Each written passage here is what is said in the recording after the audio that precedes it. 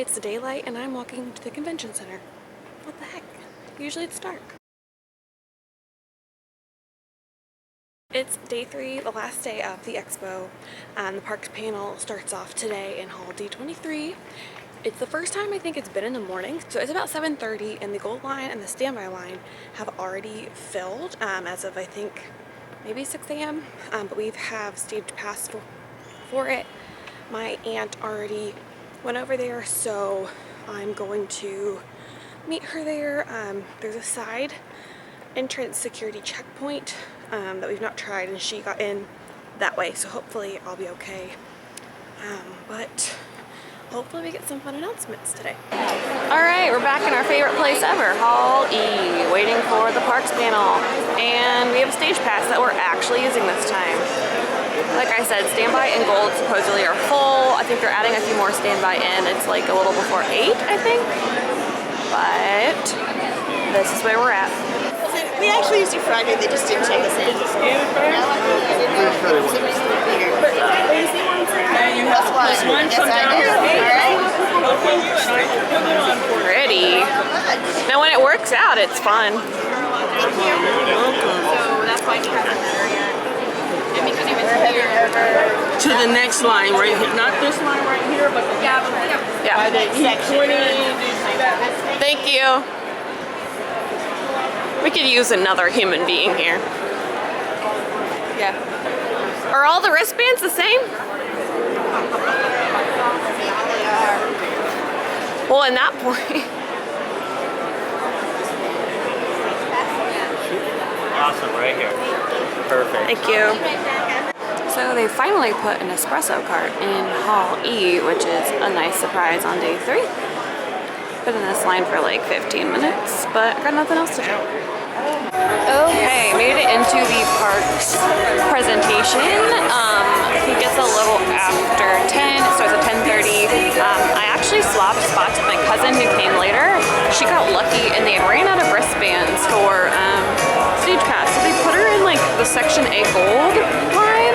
Don't know why, but I'm on the aisle here, a little bit closer. My aunt and I were more over there on the C side, so on the other end. So.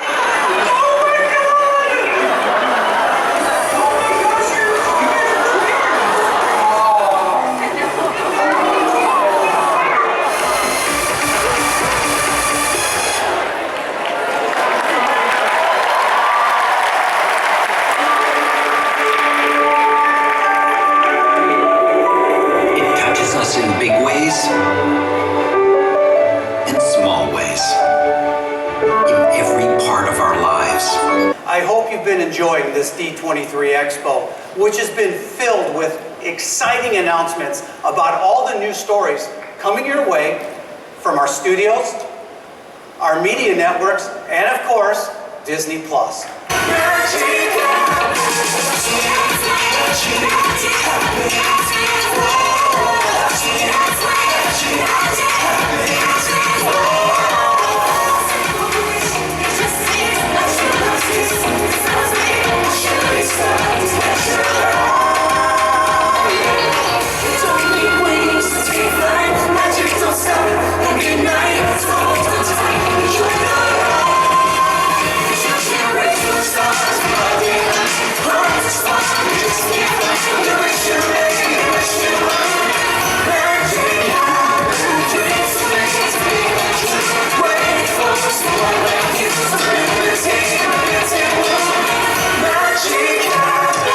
Join forces with Cirque du Soleil to create a show that combines Disney storytelling and heart with Cirque's unique artistry and theatrical sensibility. And when given the opportunity to collaborate with an entertainment industry world leader such as Cirque du Soleil, well, we jumped at the chance. This is destiny. You know the line of Gemini Cricket, when you wish upon a star? You know that line? Well, 3 years ago, a friend of mine gave me a book. It was a biography of Walt Disney. And I read it, and I loved it, and I made one wish, that one day we would create at Cirque du Soleil a show about the art of animation. What has it been like being part of this project? It has been an absolutely wonderful, extraordinary collaboration. First of all, we've had several meetings with the Cirque team, with our animator trust, if you will, kind of the people at the studio who know the most about the legacy. And we got to suggest certain Disney iconic moments that will help them tell their story. We're also creating brand new animation sequences for the show. And get this, the animated characters will interact with the live performers. Yeah. Plus, I'm a complete geek, so if anyone says, hey, let's animate Baloo, or how about the genie, I'm there, pencil sharpened. Let's take a look at a few of the amazing experiences that will put you right in the middle of the Avengers universe. Starting with the first ever Spider-Man themed attraction at a Disney park.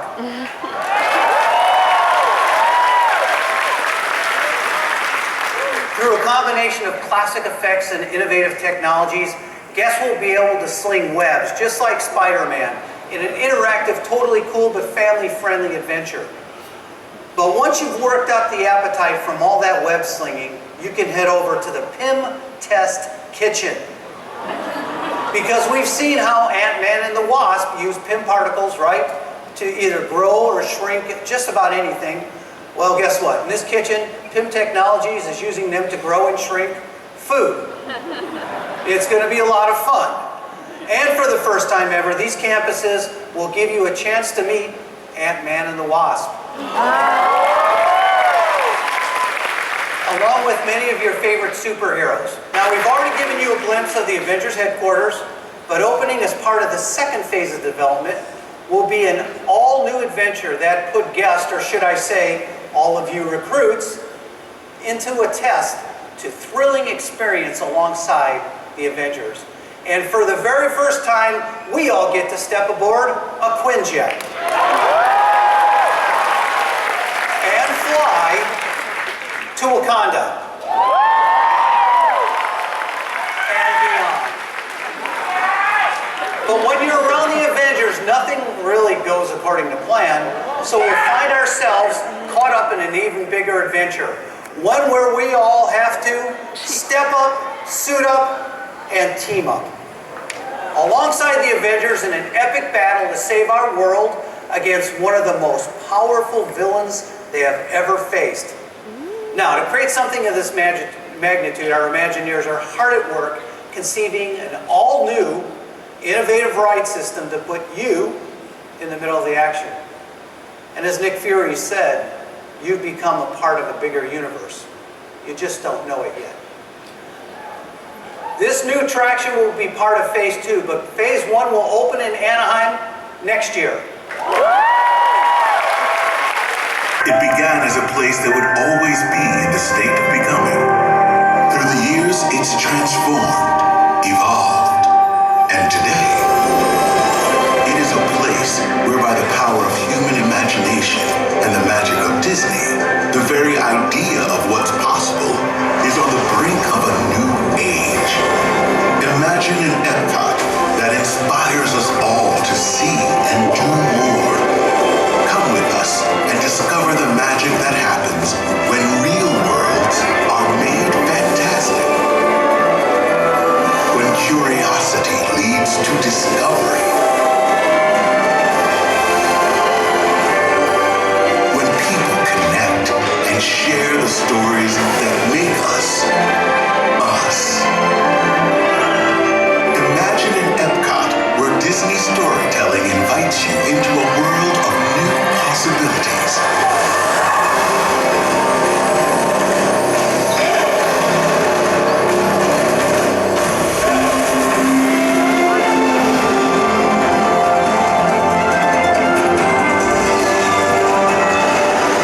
Imagine infinite sparks of inspiration, each bathed in the wonder of stardust. A turning point, touching every corner of this place.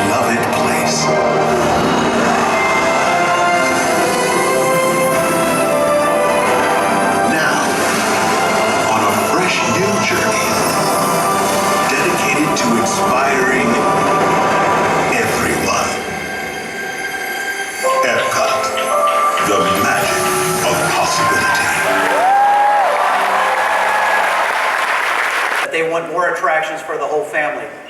More of their favorite stories, and yes, even more shade.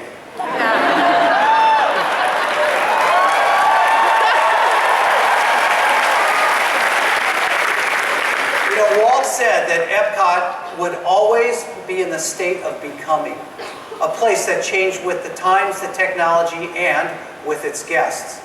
So it was with that idea and all of our guest feedback that we began to envision what will be the biggest transformation of any park we've ever accomplished. We're infusing this incredible place with more ways to dream, with more ways to be inspired, and to connect the world than ever before. This is what Epcot will become. It's a park that will be more Disney, more family, more timeless, and more relevant to the millions of guests that visit us each year. So Epcot's transformation starts at the highest level. Our Imagineers have developed a new way to think about the park, unifying it with 4 neighborhoods that each speak to important aspects of our world. Now, of course, you all know and love World Showcase, and that will continue to celebrate the culture, cuisine, architecture, and traditions from around the world.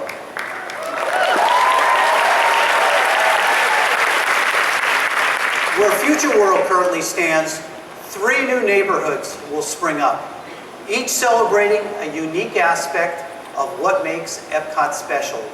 World Nature, World Discovery, and World Celebration. It's in World Celebration where some of our biggest changes will occur. The new Spaceship Earth will still feature great moments of human history. But instead of inventions and technology, we'll focus on something that binds all of humanity together: storytelling. Many of the scenes you know and love will remain, but we'll bring them to life in amazing new ways. We're also adding new scenes to reflect the universal nature of the human experience. And in addition to the fresh narration, you'll have a new guide. In each moment of your journey, you'll follow a magical light that we call our story light, which will play a central role in the experience. The story light will come to life in dynamic ways, giving each scene energy and stunning beauty while creating a narrative that ties your journey together. Spaceship Earth has stood for 37 years as an icon of Epcot, Walt Disney World, and the Walt Disney Company. And we are excited to evolve this unique attraction in a way that will resonate with the wide array of guests who visit Walt Disney World. Now, as you leave Spaceship Earth through a newly designed exit space, you'll come to one of the most breathtaking views of any of our parks. You'll look out at a completely transformed Epcot with sweeping views as far as World Showcase. And we call this Dreamer's Point because Epcot encourages all of us to dream together. And we thought there would be no better place to feature a new statue of our founder, Walt Disney.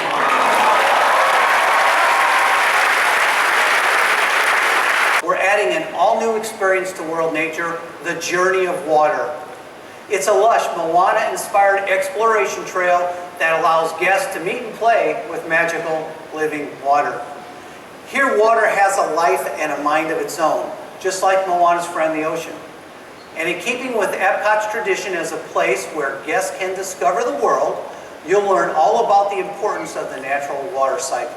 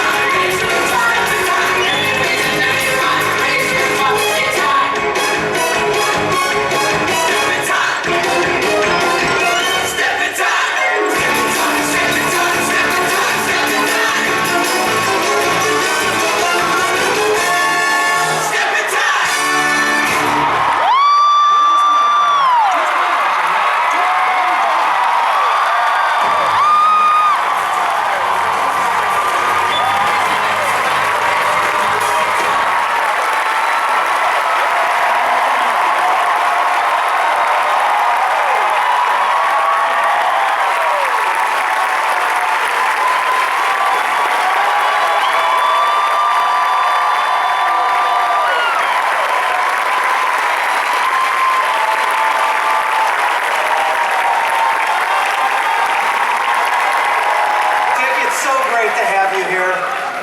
Thank you. I wouldn't be anywhere else right now. We wouldn't let you be anywhere else. You know, Dick, we all love Mary Poppins, 65 years. Why do you think it continues to mean so much to so many people Did you just say 65 years? What am I doing here? Well, the story, of course, Poppins was great. The music the guys wrote, I'll never forget. And the dance numbers. But you know, I think what made it was Uncle Walt. Walt just had I always said Walt Disney was a creative genius who looked at the world through a child's eyes.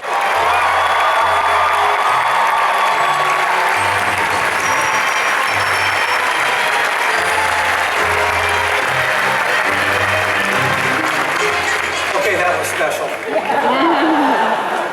So I'm sure by now you've guessed that we're bringing Mary Poppins to Epcot.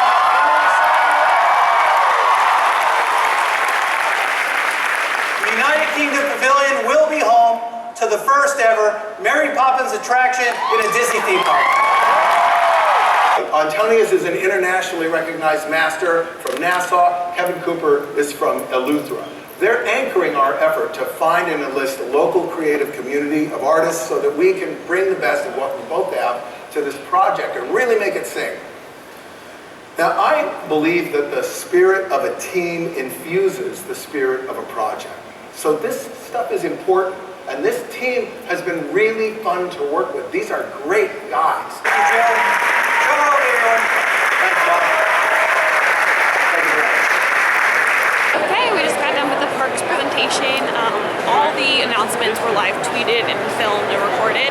I got some good clips. Obviously, Dick Van Dyke and Jordan Fisher performances were the highlights.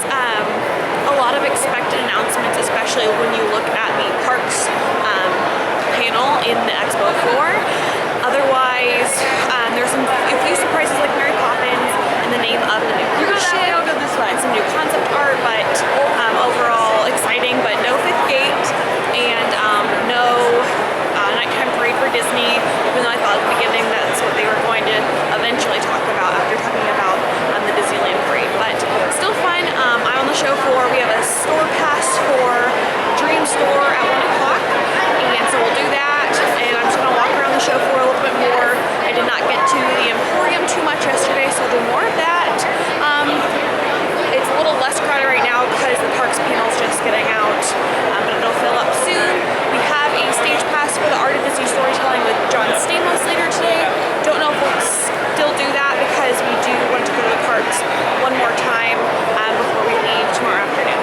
So I, for one, first of all, I think the hotel is beautiful. So like A-frame. A-frame houses. There's another event we have to sign up for right there. It reminded me of like, I remember going to the Poconos a lot as a kid, and a lot of the houses like at Jim Thorpe and stuff like that were these old A-frame type buildings like that. So it reminded me of something from my childhood that you were going away with my family, like by the water or at the lake or going skiing. That's exactly the sort of vibe that I got. Obviously with a much more, and the tree houses with the glass paintings. Beautiful. No, that's going to be fantastic. Oh, There's a parade. There's a parade. There's a parade going on right in front of us right now. Just got to say hi to Lamangello and his booth. It's just funny because I watched his live stream of the original Expo back in high school, and I always like to say hi to him when I come by. Been a big follower of his.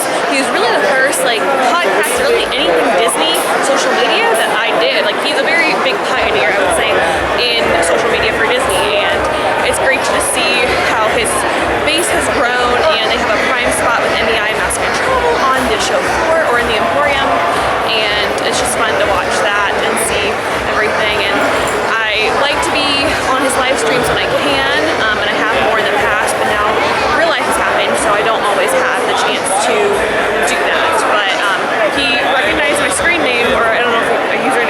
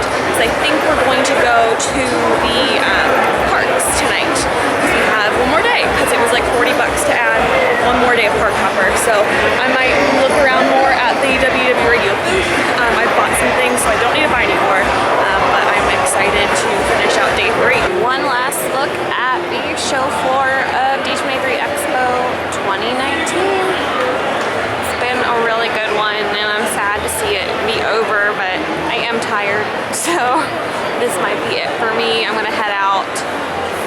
It's been a really good expo. I really enjoyed my time here, as I always have. I've been here the past couple years. First year I came in 2015 was only for a little bit, and then I had a full-on experience last time in 2017, and then 2019 I knew what I was coming into. However, they did change things up with StagePass and StorePass being online ahead of time. I didn't get to really reap the benefits of those besides through my aunt and my cousin who got some of those things, but I really enjoy my time here. We'll see if I can make it in 2021. I don't know, and I might bring Steven along. We'll see. He was not enthused by me waiting overnight. It was like, I'll never do that. So, but it's such a payoff to do that. So it sucks in the moment. It's uncomfortable for like 5 hours, but then you like get to see so many things that are just so exclusive to an event like this. But I am heading out. Had a great time, and we'll see if I come back in 2021.